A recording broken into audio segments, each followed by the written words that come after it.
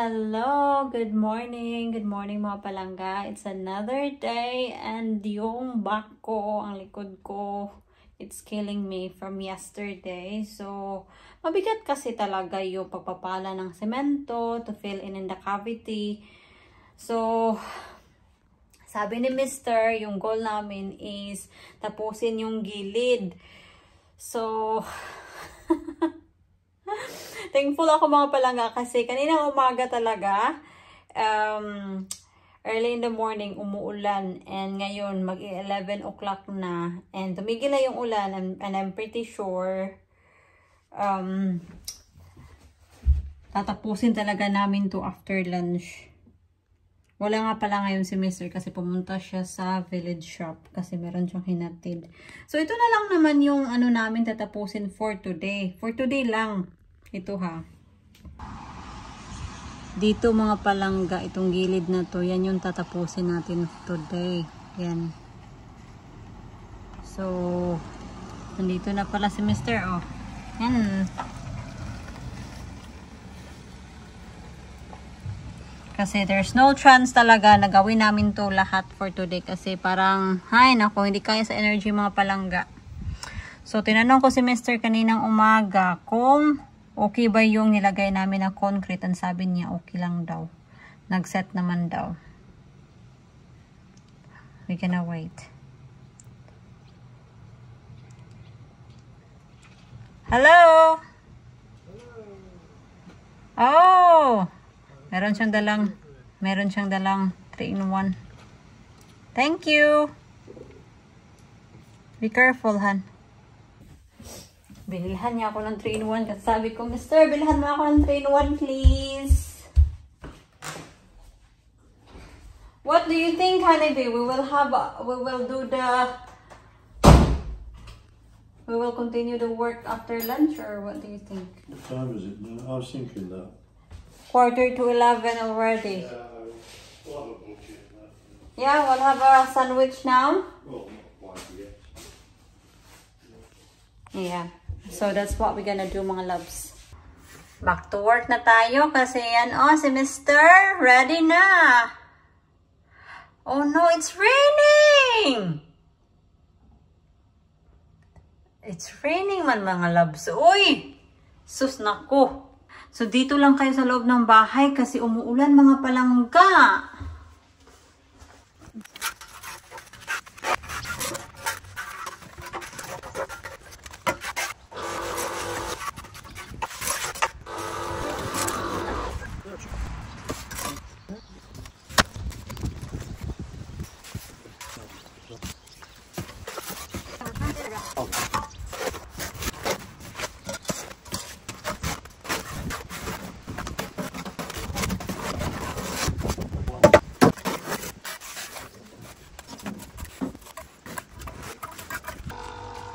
So, tapos na tayo dito. Yan. Mukhang nabudol tayo ni Mr. mga palangga kasi sabi niya, we'll finish this bag. Ito. Yan. And feeling ko mga makakatatlong wheelbarrow pa tayo. Ay, nako, Mr. About your height now.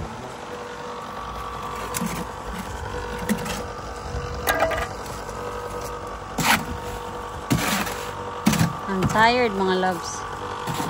Mabigat at masakit sa likod.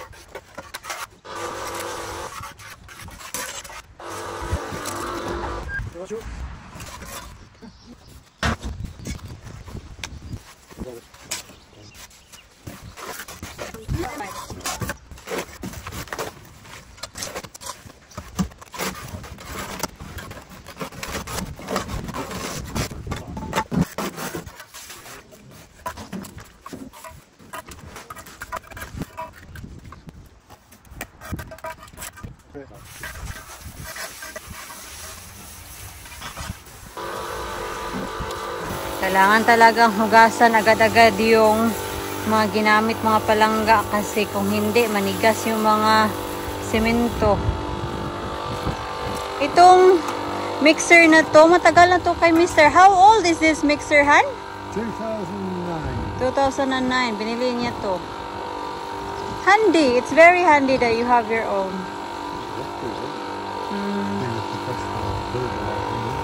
Professional daw, sabi ni Mr. Professional builder. Believe naman talaga ako kay Mr. kasi kaya talaga niyang gawin ba yung mga ganito. So ito, pulidong-pulido to ba? Kasi double wall, meron pang simento sa gitna. Very strong to.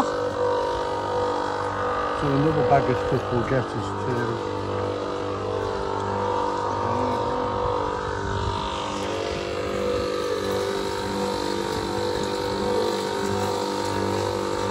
I'm just going to give you an update regarding sa ating concrete yesterday. So, this is what it looks like. Tumigas na. Ang tigas-tigas na. Matigas pa sa mukha mo. Char. Ito oh.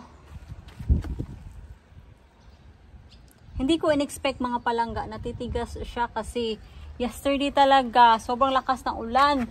So, there are times na umuulan ng malakas, kailangan namin tumigil, ihinto namin to, pasok sa bahay, then labas ulit kasi tumigil yung ulan, then pasok ulit sa bahay. So dito, ibang level na naman to, medyo high to siya. May dalawang floor level kasi tayo, kasi as you can see, yung ating utility low siya, so dapat din to, low din to, para level sila lahat. Ito na naman, umuulan na naman. Hala! As in, isang linggo na tong umuulan ba? Grabe tong si ulan. Wala na talagang tigil. Kukuha lang ako ng isang apple, mga loves. Wait lang. Tara. Tingnan nyo yung mga ibon. Ay, nako! Buti nandoon sila nagtambay. Noon dito talaga sila magtatambay ba? Para tumai dito sa ating swimming pool. Kuha tayo ng isang apple para i-dip natin sa asin. Dito na lang ako kukuha kasi this is the last one.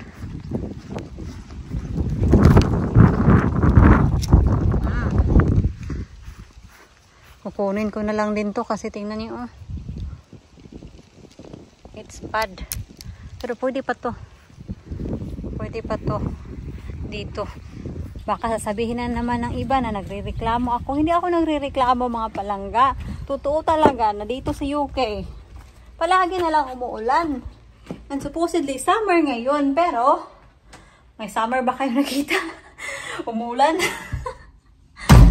At minsan pag umiinit dito, hindi din masyadong mainit. Malamig pa din. Kaya pagpasensyahan nyo na. Masanay na kayo kasi ganito talaga yung UK weather. Sus naku, kailangan ko tong i-washing kasi tingnan niyo. Grabe ang dumi na. Hopefully okay pa to. Okay siya, mga loves, yan. So tinanggal ko lang to. And yeah, luckily okay naman dito sa loob. So anyway, hapon pala because yesterday was my birthday and yung mga pamilya ko, nag-outing sila na mga pamangkin ko and I'm so happy kasi nakita ko na yung mga bata happy din. Nag-enjoy sila sa swimming nila. Ang nakakatuwa kasi doon is happy ako na makita ko yung mga pamangkin ko na napa-experience ko sila sa mga bagay na hindi ko na-experience nung kabataan ko. Kasi alam nyo, walang halong bero to, but yeah, parang When I was a child, hindi ako nakaligo ng swimming pool. Sa ilog. Ilog, present ako palagi sa ilog. Nakaligo ako sa dagat, pero sa ilog mga palangga, wala talaga akong maalala na nakapunta kami sa swimming pool. Kasi mas bet ko talaga yung swimming pool kaysa sa dagat. And mas safe din talaga para sa mga bata yung swimming pool kaysa sa dagat. So, ayun. Nag-swimming sila kahapon, nag-lechon. At ngayon, kachat ko kanina yung ate ko, yung pamangkin ko, halos sunog. Yung mga mukha ng pamangkin ko, na sunburn. Lalo na yung isa, sobrang pula ng ano niya mga palangga yung mukha niya. Sabi ko, bakit hindi nyo sila nilagyan ng sunscreen? Sabi ng ate ko, lalagyan niya ng sunscreen, pero nung pagdating niya, ay tumalo na yung mga bata sa swimming pool. Kasi yung swimming pool may pang kids siya ba? Kaya ayun, wala nang magawa yung mother. Kaya hinayaan na lang. So ayun, yung mga bata ngayon nagsisisi kasi masakit daw yung mukha nila. Sunburn. So sabi ko sa kanila, lagyan nyo ng aloe vera kasi kawawa yung mga bata. Asin. This remind me of mangga kasi.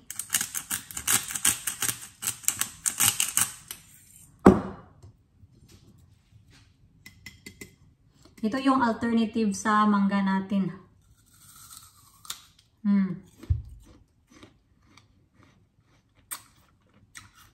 Kasi yung apple, hindi pa talaga sa ready.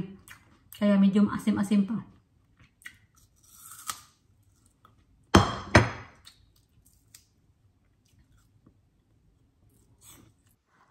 Malapit na ako matapos sa aking pinapanood. Ito yung pinapanood ko, mga loves. Sobrang ganda nito talaga, promise. Well, I enjoy watching this movie. So, hopefully, you will. Wait lang, naglo-loading pa. Itong Alchemy of Souls. Ito yung pinapanood ko. Yan. Did you not say that you would close the Yan. door, even if I were going to die inside? When did I say that? For real. Anood lang muna ako, mga love, kasi baka makapiright tayo. Look at the two little naughty bunny rabbits. Are they okay in there? Well, they'll end up on road if you're not careful. She's gone. Oh dear. Look, it's got in its chompers, look. They will go to our garden. Got two pheasants there, don't they? They're getting fat, huh? They've been very naughty, mga palangga. They were naughty because they were in the woodshed before. Yeah, well, I tried to sit in the background there, but they just went into woodshed, you see.